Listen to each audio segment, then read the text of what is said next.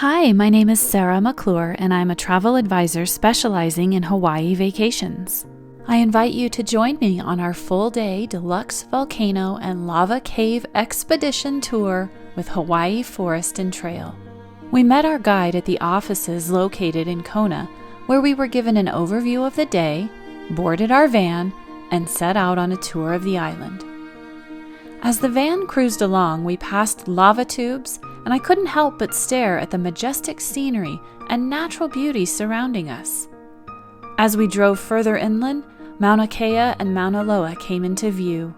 The road climbed higher, and when we stopped for a break, the elevation and cooler temps were noticeable. The volcanoes are definitely dramatic. Both are almost 14,000 feet above sea level. We continued on our journey, and after several miles of bumpy dirt roads, we entered the lush, green, private property belonging to Hawaii Forest and Trail. We were able to wander around the property, and we were in awe of the natural beauty, like we were in an enchanted forest, where even the plants have a personality, like this Mimosa paduca, or a sensitive plant that reacts to your touch.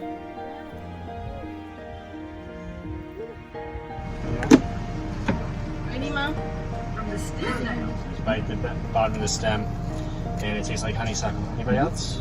It's very sweet.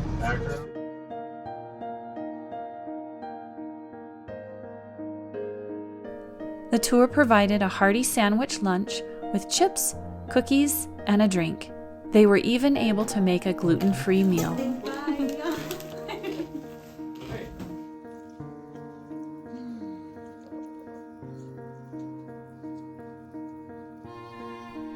You'll definitely need jackets and closed-toed shoes.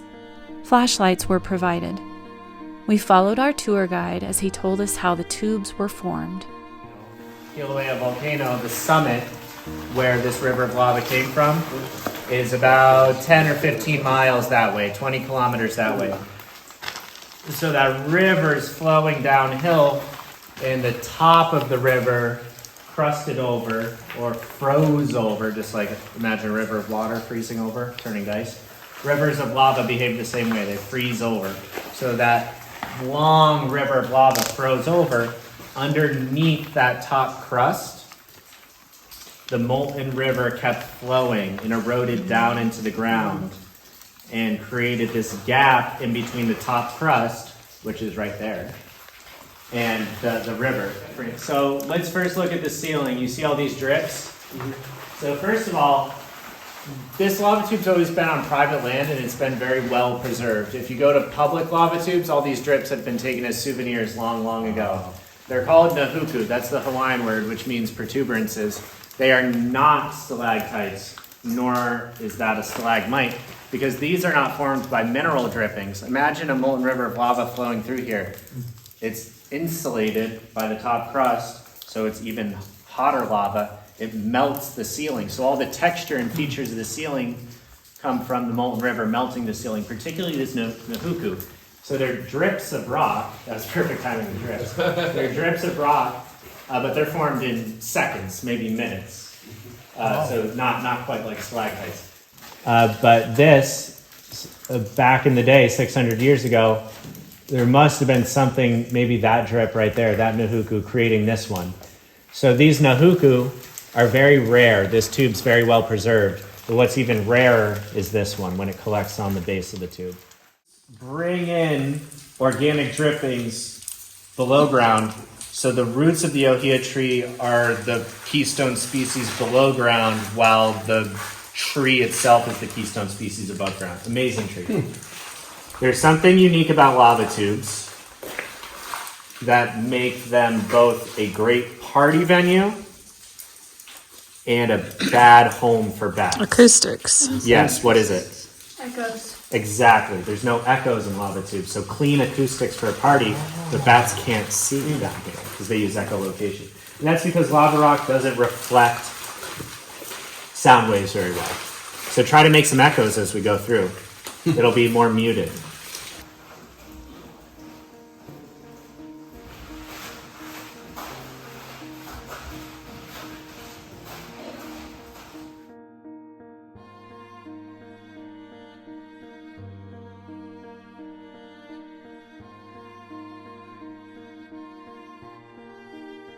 So this, you can see the drips of the river of lava flowing through here. So at the end of the 60-year eruption, there would have been a lot of space between the top crust of the river and where the river was flowing, because originally the river's just flowing on the ground, it freezes over, that crust stays in place, but as the years go by, the molten river erodes into the ground. It's called thermal erosion. And what could possibly be more corrosive and erosive than a river of lava? So it erodes into the ground very fast. So over 60 years, look at all the height created by the lava river eroding into the ground, but it stays at the base. It's the base of the tube moves into the ground, if that makes sense. So at the end of the eruption, the molten river is flowing through here, and the very last drips of lava freeze in place and stay frozen in place 600 years later. So this is what the river looked like as it was flowing through. Cooled down here and kept moving down.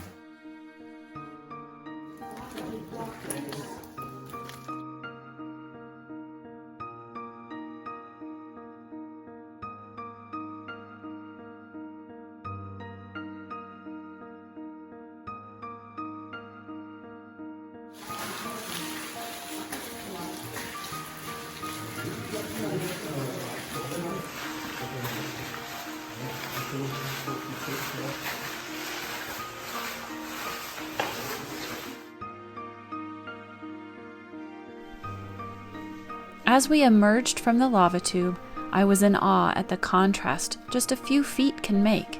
Going from lush, green, and alive to cold, dark, and bare, and back again was fascinating.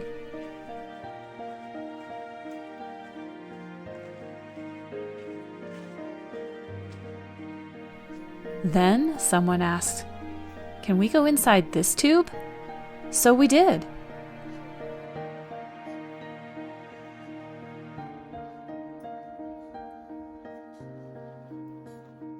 You can see from the rock collapse and moss growing at the entrance that no one ever really enters this tube.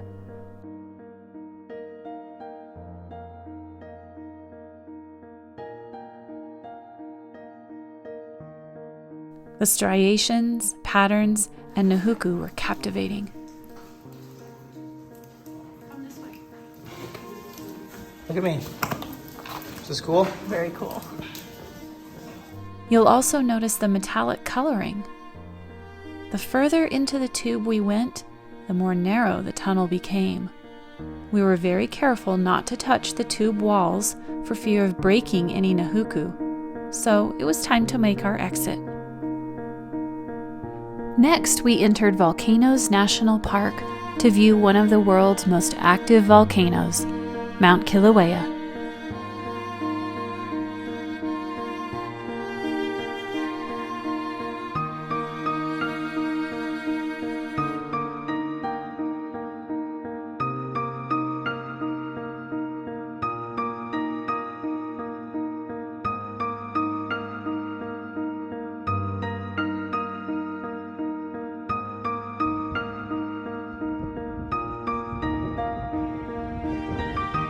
While she was not fully erupting during our visit, you can see that she was still active.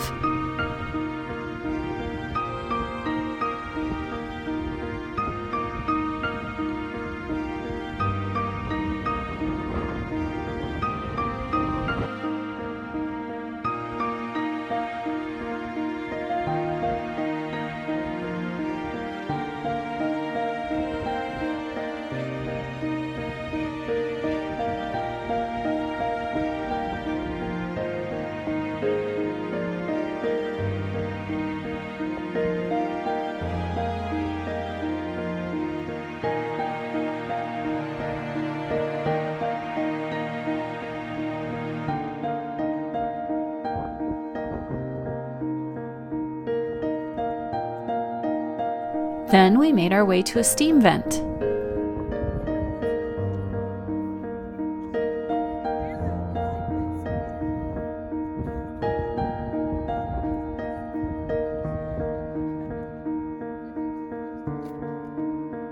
Of course, we had to stop for photos of this massive rainbow crossing Chain of Craters Road.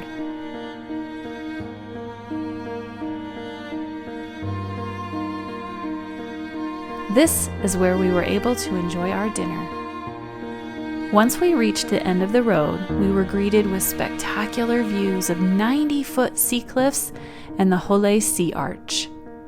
This is where molten lava met the ocean waters about 550 years ago.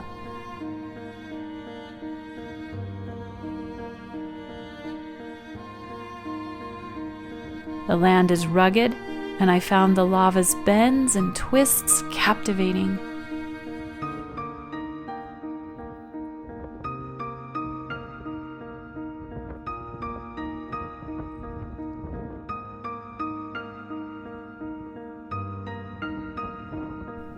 Please be cautious because the ground is unsteady. You can even feel the earth rumble as the waves crash below.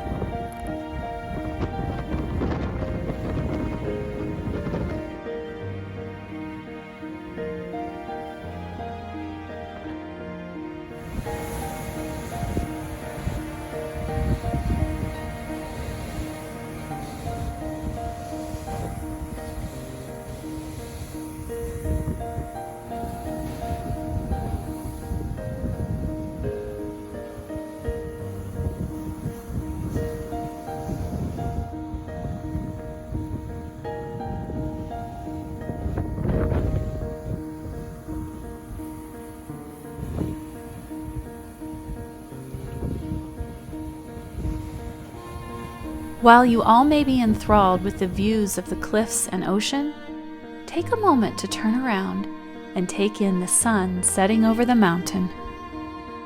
When you're ready to build a fabulous Hawaiian vacation, please reach out. Thanks so much for watching, and be sure to subscribe.